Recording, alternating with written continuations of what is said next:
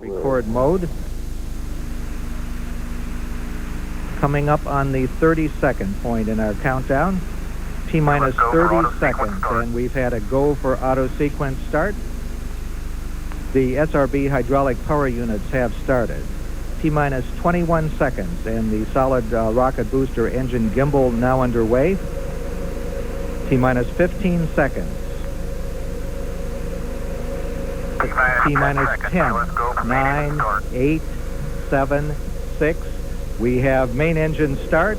4, 3, 2, 1, and liftoff. Liftoff of the 25th Space Shuttle mission, and it has cleared the tower. Now control. Roll, Challenger. Good roll program confirmed. Challenger now heading downrange.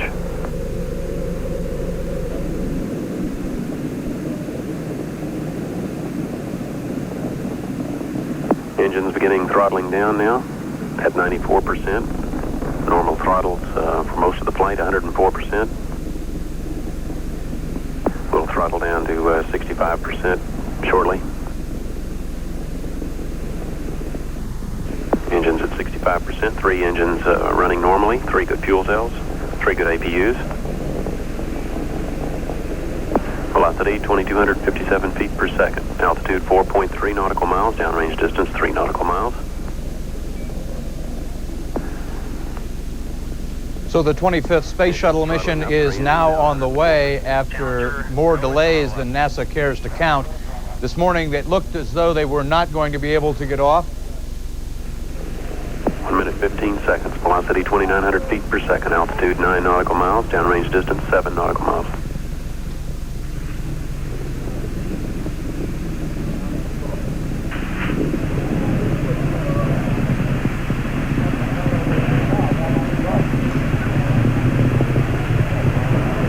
Looks like a couple of the solid rocket boosters blew away from the side of the shuttle in an explosion.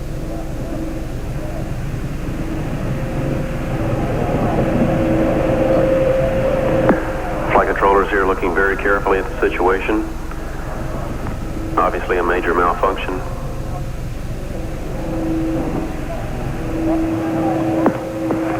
We have no downlink.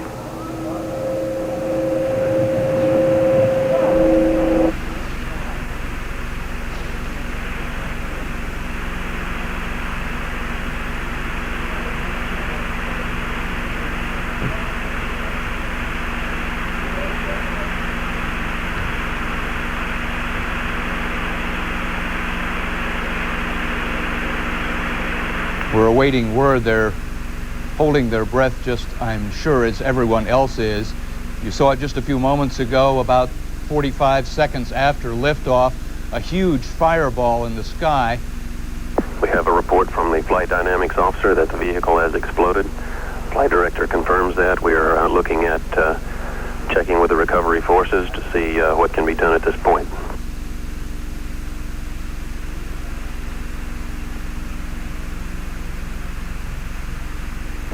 Contingency procedures are in effect.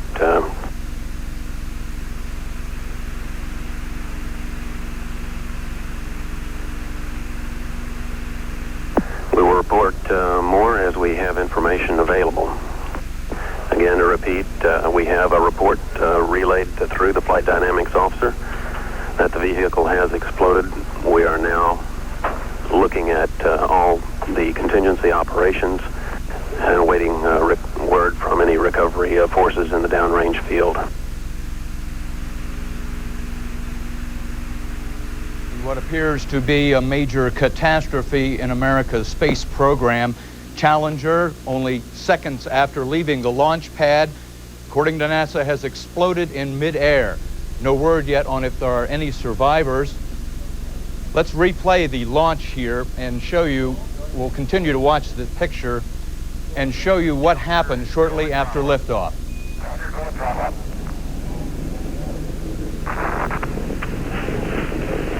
1 minute 15 seconds. Velocity 2,900 feet per second. Altitude 9 nautical miles. Downrange distance 7 nautical miles. 9 miles. This is a live picture now. You can see what appears to be a ship off of the Kennedy Space Center. Just saw a splash in the water. Don't know if that was one of the solid rocket boosters or part of the shuttle.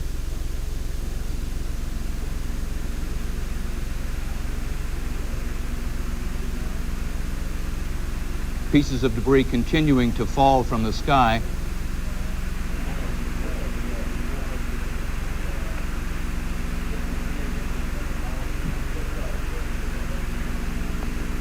This is Mission Control, Houston. We have no additional word at this time. The long-range NASA cameras tracking some object now in the sky, trailing a plume of black smoke behind it. Once again fixed. Reports from the flight dynamics officer indicate that the vehicle apparently exploded and that impact in the water at a point approximately 28.64 degrees north, 80.28 degrees west. Just saw another large piece of debris falling. We are awaiting verification from as to the location of the recovery forces in the field to see what may be possible at this point.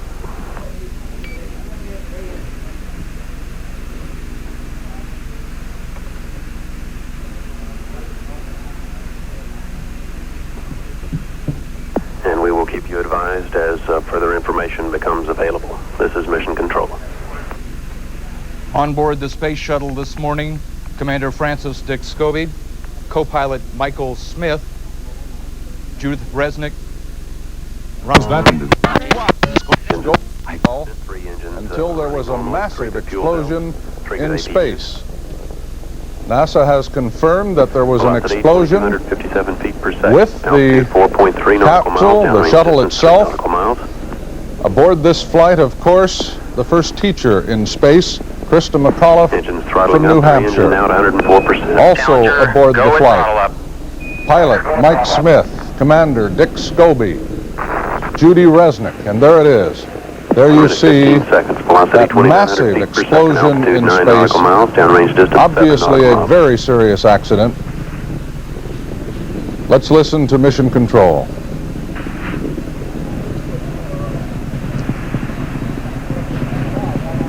No communication at this precise point. They have assured us that all rescue procedures have been put into effect, but line of sight, it certainly appears to be a most serious accident, unlike anything else in the shuttle program. John Quinones at Cape Canaveral. Here looking very carefully at the situation. John, what do we know? Well, Steve, no one is saying anything here other than there has been an explosion. Contingency procedures are underway. Recovery forces have been sent out into the field. Preliminary word is that the remains of the vehicle have landed somewhere in the ocean. We don't know how far, but there's been no explanation as to what happened about 90 seconds after liftoff, and it was a picture-perfect liftoff. Suddenly, as you saw it there, it exploded. There is no word on what happened. We have seen one parachute coming down. There's been no explanation as to. I think we're seeing two now as to what exactly those parachutes are carrying. John, let me recap here the members of the crew. Commander Francis Scott, or I should say Dick Scobie, the pilot Mike Smith, Christa McCauliffe, the young woman, the teacher from New Hampshire, making her first voyage into space. There you see now one of the parachutes coming down. That is the first hopeful sign of any kind that we have seen since the explosion that took place after the launch of the Space Shuttle Challenger this morning. Recapping the crew members: Commander Dick Scobie, pilot Mike Smith, Judith Resnick, Ellison Onizuka, Ronald McNair, Gregory Jarvis, and Christa McCauliffe, the teacher from New Hampshire. That could be the escape capsule. That is certainly what one would hope, that there has been a successful escape of the crew. But you saw the magnitude of the explosion that did take place shortly after the launch of the Space Shuttle Challenger. The Challenger finally lifting off this morning after 3 previous postponements. Well, they cleared that up. We were hoping at that point the parachutes were from the crew members of the Space Shuttle Challenger. We are now told they are paramedics. Apparently normal ascent, with the data coming to all positions being normal up through approximately the time of main engine throttle back up to 104%.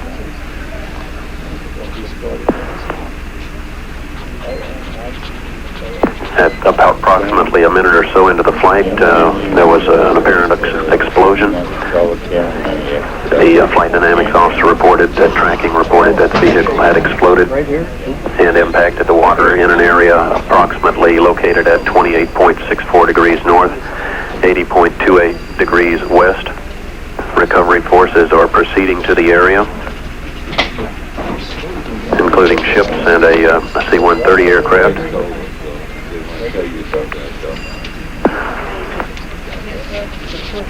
Flight controllers reviewing their data here in Mission Control. We will provide you with more information as it becomes available. This is Mission Control, Houston. And the word there from Mission Control that the explosion aboard the Space Shuttle Challenger occurred a minute or so into flight, about 28 miles downrange.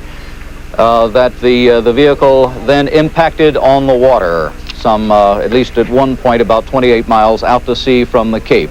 As the controllers at NASA said at Cape Canaveral, it was a normal launch until about a minute into the flight when there was that terrific explosion. And at this point, we certainly have no word on the fate of Christa McCauliffe, the school teacher on board, or the other members aboard the Space Shuttle Challenger.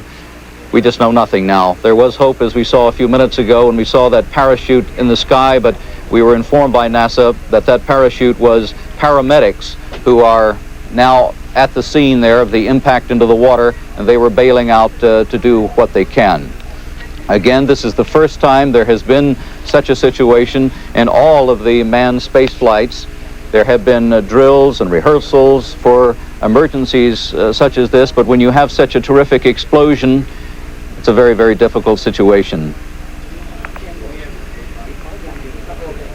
Word now from NASA is that one of the ship's 2 solid rocket boosters apparently detonated, causing that explosion about a minute into the flight. Steve Nesbitt, the spokesman for NASA, said, "We have a problem. We have a report. The vehicle has exploded." That's when we first learned about it. Of course, those that were watching the liftoff today live, as I was, saw something wrong when, of course, you saw the terrific explosion, and then you saw 2 separate contrails, one being the spaceship itself, and then the other apparently being that one of the solid rocket boosters that did not explode. Let's go back once again and take a look at, as we're waiting for more information from the Cape, let's once again roll that video. Officials to the area in which what is presumably to be left of the space shuttle were headed toward the scene. The parachute shot that those of you who have been with us during this CBS News special reports may have seen is now confirmed to be a paramedic who was parachuted into the general area. Now, it's important to emphasize to you what we know about this story and what we don't know about this story. Number one, nobody knows what happened, exactly what happened aboard the space shuttle this morning. What we do know is that NASA says that something happened to the space shuttle. Reportedly, the vehicle exploded. A minute and 12 seconds into the launch, recovery ships are on the way to an area where whatever and whomever is left of the space shuttle might have come down. A paramedic has parachuted into the area. Now, there are safety procedures aboard and escape procedures outlined for the space shuttle. Whether any of those were put into operation, we simply do not know. Now, what you have here is you have a reporter who is vamping for time at the moment because we hope to get more information as we're on the air. This was the space shuttle in which the school teacher, Christa McCauliffe of Concord, New Hampshire, was very excitedly awaiting her space shot. It had been delayed repeatedly. NASA's been plagued, the National Aeronautics and Space Administration has been plagued by a lot of bad luck and some poor workmanship over the past few months. But throughout the space shuttle program, in fact the whole American space program, it has been emphasized repeatedly that while these space shots may appear to go off so effortlessly, that there's always a tremendous amount of preparation involved, and it has always been emphasized a tremendous amount of risk. Such space shots are, of course, dangerous. Everyone had hoped over the years and prayed over the years that nothing would ever happen of this sort, and apparently this morning one stopped short of saying that the worst has happened here, but clearly something very bad has happened aboard the space shuttle. The vehicle has reportedly exploded. Now, Bruce Hall, our veteran CBS News correspondent who's covered so many of these space shots, is at the Kennedy Space Center in Florida. Bruce, I paused only for a moment to make sure that you were in Florida and not at Mission Control in Houston. Bruce, what do we know? What has happened? We know very little at this time. We saw the shuttle go off just as everyone else did. It appeared to go for about 35 seconds. And from those of us who have observed many of these launches, there was obviously a premature explosion of some nation. It appeared that the solid rocket boosters may have exploded. And then a few seconds later, it appeared that the Challenger itself, the shuttle, exploded. We saw several large pieces, large objects, going down into the ocean. It appeared to be about 15, maybe 20 miles off the coast. We have received very little information from NASA so far. They have indicated that they are still trying to figure out exactly what happened. They immediately lost all communication with the shuttle. And we did see, as I think you have reported, some parachutes. Those were paramedics being dropped into the ocean, trying to see exactly what they could find and any chance of survivors. But everything here indicates that it was a major malfunction. It caused an explosion in the shuttle, and there is very little chance that anyone could have survived that blast. Bruce, this happened, we're told, 1 minute and 12 seconds into the launch. What would have been happening at that precise moment? Well, the first crucial thing that happens is at 2 minutes and 7 seconds into the launch is when the solid rocket boosters, the two large fuel tank looking devices that are on the side of the shuttle. Excuse me, Bruce, just 1 second. Bruce, let me, for 1 second, if we have a model here in our studios in New York. This is Dan Rather, CBS News in New York, with a special report about what apparently is an explosion of the Space Shuttle Challenger this morning, 1 minute and 12 seconds into the launch. Bruce Hall, our veteran CBS News correspondent, is in Florida. Bruce, I wanted to interrupt for just 1 second for those who are unfamiliar or have perhaps need a slight review. The way the space shuttle goes up, this is the space shuttle itself. This is a model. These are the solid rocket boosters that Bruce is talking about. This is what we might call the main fuel tank. Check me as we go along here, Bruce. The one that is the main fuel tank that carries the shuttle riding piggyback aboard it. But these are the solid rocket boosters that actually are responsible for the early stages of the launch. Now, that being our little model and putting people somewhat in the picture, Bruce, if you'd continue as to what may have happened 1 minute and 12 seconds into launch when the space shuttle apparently exploded this morning. Dan, it appeared that two things happened to us as we were watching. First, as it left the shuttle pad, it appeared to be one of the slowest liftoffs that any of us have seen. However, this is a different launch pad than they have used before. But as you said, at 1 minute and 12 into the flight, the solid rocket boosters, the two white tanks that you just showed us, normally just fall away at 2:07 into the flight. However, at about 1:12 into this, they went a different direction. They did not fall away, and within just a matter of 2, 3, maybe 5 seconds later, there was a major explosion which appeared... From the President's study, where there's a television, and the President then began to review television reports of the explosion there shortly after the launch. So once again, the President is concerned, he is saddened, he is very anxious to have more information on it. At the moment, as I say, we're learning most of our information from what the public is getting. What is the best information as to the condition of the crew, Larry, at this point? We don't have any more information than what is being provided to the public on television. Hopefully later we will be able to get some, and that's the President's first priority, is to find out what information that is available. We just don't have any more. No, we have not from the Oval Office. Will this affect in any way the plans for the State of the Union tonight? I don't believe so. I'm certain that the President will feel compelled to mention this, depending on the outcome of what we learn here in a few minutes. Will it affect the shuttle program? Well, that's hard to say, here in 15 or 20 minutes after an incident of this type is concerned. I'm sure it will not affect the United States' determination to consider to continue the exploration of space and all the benefits we've received from it. While this is indeed tragic, it certainly will not deter the United States in its interest in space exploration. All the problems that the shuttle has had, will any substantial reevaluation be done of the program itself? Well, once again, you're very premature in asking a question concerning the future of the space program. The United States has met adversity many times before in the space program. It is one of the most effective and successful programs of that type that any country has ever undertaken.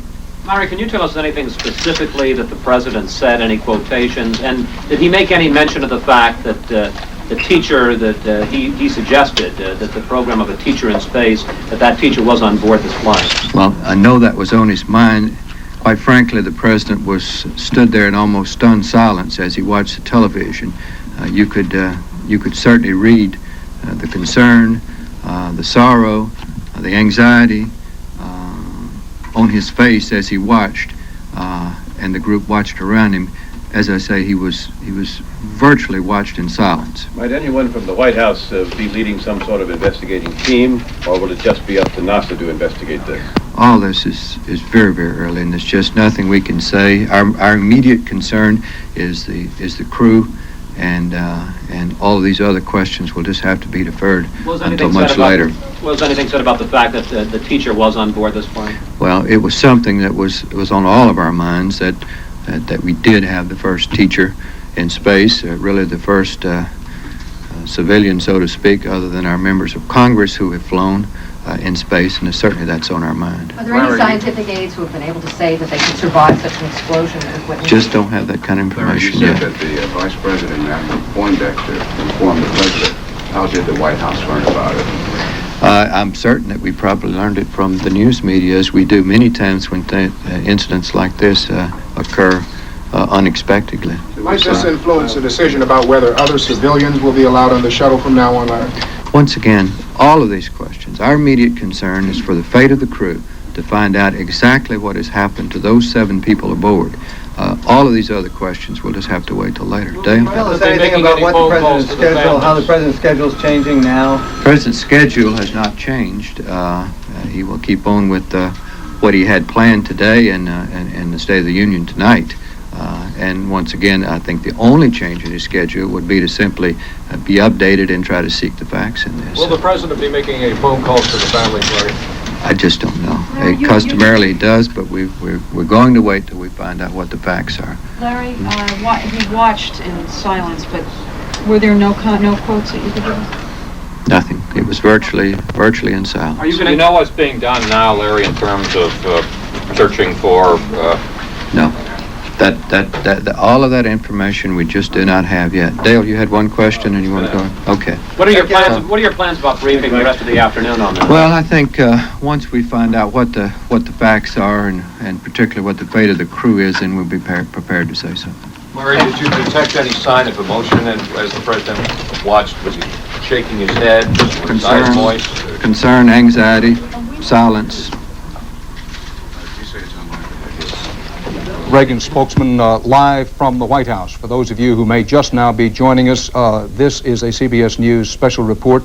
Dan Rather, CBS News in New York, with Bruce Hall, our veteran space correspondent at Cape Canaveral in Florida. Space Shuttle Challenger apparently exploded into a gigantic fireball moments after liftoff today, about a minute and 12 seconds after liftoff.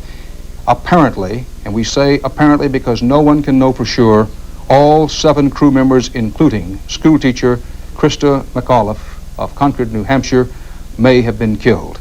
There was no announcement of the fate of the crew, but it appeared that there was no way they could survive. Now, what I'm quoting from here is the Associated Press story out of Cape Canaveral, and it says, and I quote, "There was no announcement on the fate of the crew, but it appeared there was no way they could survive." Now, let's go to Cape Canaveral now. Among other things, we want to play for you again the videotape of the explosion, actually preparing for a briefing with some reporters on his State of the Union address tonight. Word was brought to him by National Security Advisor Admiral John Poindexter and the Vice President. He went immediately to his study, watched a rerun of the explosion on television there, and White House spokesman Larry Speakes conveyed to us just a few moments ago the President's reaction. The Union. The Vice President and the Foreign Policy Advisor John Poindexter came in with others and informed the President that the news had just broken. We immediately adjourned our Oval Office meeting and went into an adjoining room, the President's study, where there's a television, and the President then began to review television reports of the explosion there shortly after the launch. So once again, the President is concerned, he is saddened, he is very anxious to have more information on it. At the moment, as I say, we're learning most of our information from what the public is getting. What is your best information? Spokesman Speakes said that the President watched the explosion, the tape replay, in stunned silence, that he really did not say much, but that the tragic emotion was on his face and very evident. Speakes said that, of course, the White House is trying to get further information, that was their top priority, to find out just what had happened, particularly the... Velocity 2,257 feet per second, altitude 4.3. This is raw, unedited video, just sent via satellite. Engines throttling up, 3 engines out, 104%. Challenger, go with throttle up.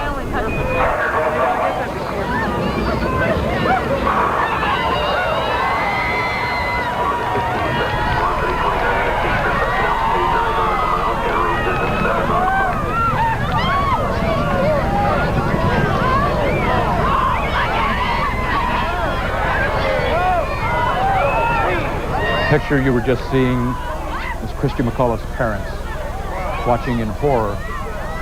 These are the students from her school.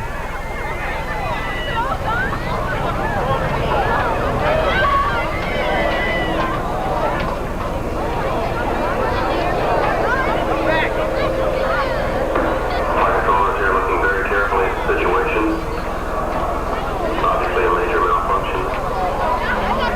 Many of them probably had their view blocked just as we did with the television cameras, with just a huge fireball and a huge cloud of smoke.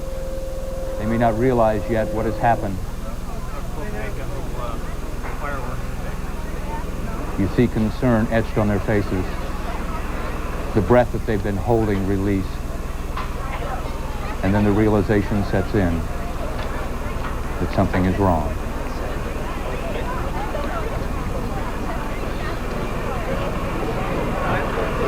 Shower in back there. Something came apart. When the stage came apart. Oh my God.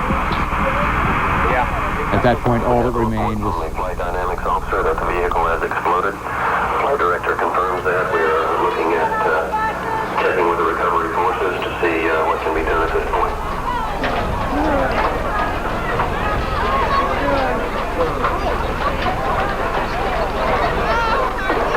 Procedures are in effect.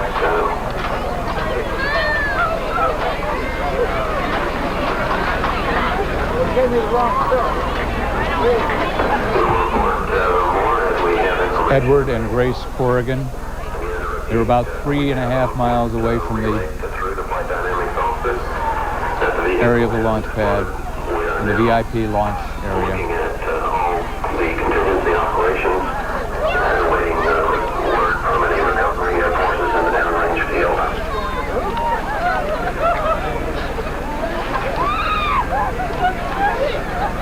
Families of the astronauts normally in the grandstand.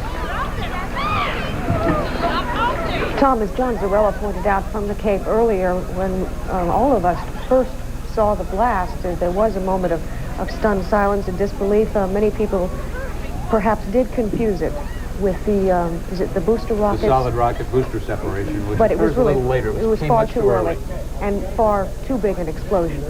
And it took a while, I'm sure, for it to sink in the minds of the parents and the school children. There you see Mr. and Mrs. Corrigan still standing, saying a silent prayer. Those are Christa McCauliffe's parents. It's Edward and Grace Corrigan.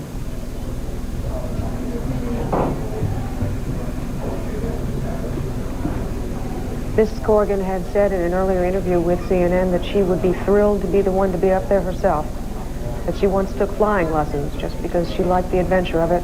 They'd always encouraged their daughter to be adventurous and to go for it, in other words. Tom, the area that we were just watching, the bleachers where people were watching and photographing the launch, who was allowed in there? That is the VIP section, invited guests for this launch. I myself received an invitation from Michael Smith, who was the pilot on this flight, to sit in these same bleachers and to watch his launch. Michael Smith has been a guest here on CNN before on our launch coverage and sent me a special invitation to go. That would then include family members of the astronauts? It includes family members. I understand there was a delegation from China of 100 people, school children from New Hampshire.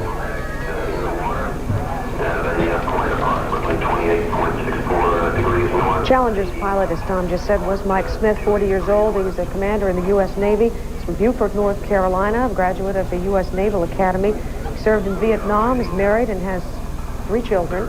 And we had an interview with him here on CNN back in July. Let's play that for you. How important is the Halley satellite launch? I mean, what are you going to be able to do with that? Well, the satellite is very important. If you talk to the folks that have put together the experiment from the University of Colorado, they're hoping to get some really valuable information. As Ron mentioned this morning in the press conference, the comet is at its closest approach to the sun during the period that we're going to be observing it with the experiment, and hopefully that's going to be the period where it has the most activity in terms of throwing off water or whatever it's made out of. And the spectrometers that are on the Spartan-Halley comet or the Spartan-Halley satellite are hopefully going to be able to give us the information to tell us what that material is made of, and from that, of course, we can go back, since the comets are remnants of the formation of the universe, hopefully how some of that process worked. So it's very important to us, and it's very important that we actually deploy the satellite and pick it up on schedule and without a lot of problems, because all the data that satellite gathers while it's out doing its mission is going to be contained on the satellite itself. There's no telemeter data coming back to the ground or anything, so we have to deploy it and pick it up. Isn't that going to be the tricky part, is making sure you pick it up? I mean, what we were talking about earlier in the press conference, it's going to be night and finding the thing. Well, it's going to be night as we approach the target. As we pass about 2,000 feet. The propellant area, that the shuttle and the external tank itself, and not in the solid rocket boosters. Solid rocket boosters are inherently safe. They either work and burn till extinction, or they don't work at all. Gene, it is unfair of me to even ask you to speculate, so I will ask you for the moment if you wouldn't mind staying with us on the telephone. God, Steve, we've got people who are much better at these models than you and me. But I have you now on television, Peter, so I'm watching what you're doing. Well, Gene, I hope I don't make any mistakes in trying to explain to people the basics of what may have happened here. Here is the shuttle itself. Here is Challenger. It lifted off from the ground, as you know, in a position like this, and was beginning to angle its way into orbit, going not only upwards, but going downrange. And these two solid rocket boosters, these solid rocket fuels, are the ones that you always see burning so brightly. At some point, about 2 minutes and 10 seconds into the mission, just about the time we saw the explosion this morning, being a normal occurrence, these two rockets fall away, and the main engine continues to push the Challenger towards its orbit above the Earth. Now, as best we can tell by looking at the pictures, it is in here where the problem appears to have occurred. It appears, Peter, that those solid rocket motors were still firing and attached as they were supposed to be, and that, you know... Gene, can you see the picture now? Yes, I surely can. Tell us about all this. Well, you know, in order to make the shuttle itself, the space plane as you're looking at it there, as light as possible and able to withstand the heat of reentry and then land on a runway, it was decided long ago to put the fuel external to the shuttle itself. So the shuttle basically has no fuel in it at all to get it in orbit. It has fuel to fire little rocket engines to control it once it's in orbit, but it would carry the fuel externally on that big tank that is very obvious there in front of you. And that tank would be jettisoned just when the fuel was almost burned out, just before... No more than anyone else knows. How was the reaction? Terrible tragedy. Well, just enormous tragedy, and what does this mean for the space shuttle? Great concern for the families of the people. Horrible feeling on all of that. Well, I think it's way too early to know that. I mean, it's been an extraordinarily, viable program, and this is just a tragic thing. So I really don't have any detail on it. When will the Except the motion, saw the president, was in there to help tell him about it, and then went in afterward to see him, and his concerns are the same for the families and everybody else involved in all of this. Well, just as I've described, with great concern for the families and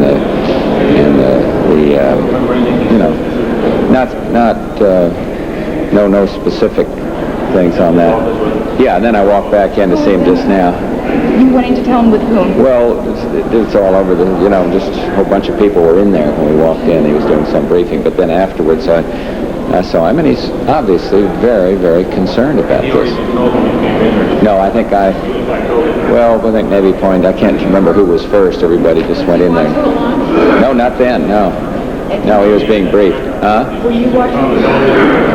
Well, I'd seen a minute as somebody came rushing in and told me about it. I flicked it on, then went down to be sure he knew about it. But, Did he turn the TV on or have it? Well, he went in. Yeah, he went into his little study, down there, and went in and turned up. I went back to my office. I just wanted to be sure he knew about it. As we look at the recovery area in the Atlantic Ocean off Cape Canaveral, Florida, we can attest to the great shock at the White House, as there has been also at the Soviet Embassy. The Soviets have already issued a statement saying on behalf of the Soviet Embassy how they extend their deep condolences and sympathy to the American people in connection with this enormous tragedy. That is the search area off Cape Canaveral out in the Atlantic you're looking at. Steve, I've been calling them missing, and the only way we can take you, I think, statistically or carefully closer to it is to listen to a senior NASA official this morning who told Congressman Manuel Lujan of New Mexico that it doesn't look like any lives were saved. This is according to the congressman's aide who told this to the Associated Press.